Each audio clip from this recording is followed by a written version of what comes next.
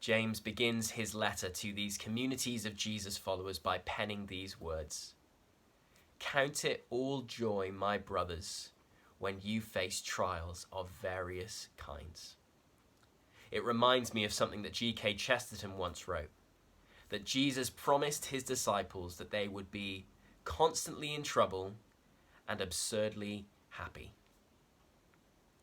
These words introduce us to the paradox at the heart of what it means to be a follower of Jesus, that at one and the same time we embrace trials and yet we find joy.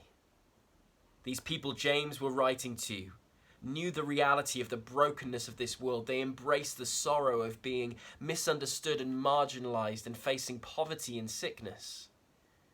To be a follower of Jesus means that we know this world is broken and that we will meet trials in the road. And yet, at the same time, Jesus called us to be a people of joy. Jesus said to his disciples the night before he went to the cross, "My joy I give to you, so that your joy may be full." How can it be that in the midst of trials and brokenness, we can find joy? How can rejoicing be mixed with sorrow? Well, it is because of this. Christian joy is rooted in something deeper than our circumstances. This world trains us to find joy in how our life is going. So when things are going well, we have happiness, and when things aren't going great, it leaks out of us.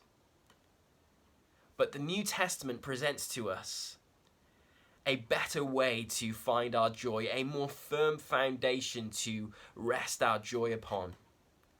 The Apostle Paul, writing from prison to a church in Philippi, wrote these words, "Rejoice in the Lord. Again I say rejoice." This man, who you could say was self-isolating, cut off from happy circumstances in his life in prison, could write to these people to rejoice, because their joy was not to be found in their feelings or circumstances, but in the Lord. We have come to know the Lord if we follow Jesus. The Lord who made us, the Lord who rules all things, the Lord who pursued us in his love and who made us his own through the cross. The Lord who rose again from the dead, conquering the powers of darkness. The Lord who is returning to bring us to a home where there is no more suffering or evil. This is to be what we rejoice in. We are to rejoice in the truth of who God is, so that when circumstances might be throwing us all kinds of difficulties, we have a stable place to set our feet. We have a source of joy that never runs dry, a reason to sing that never dies.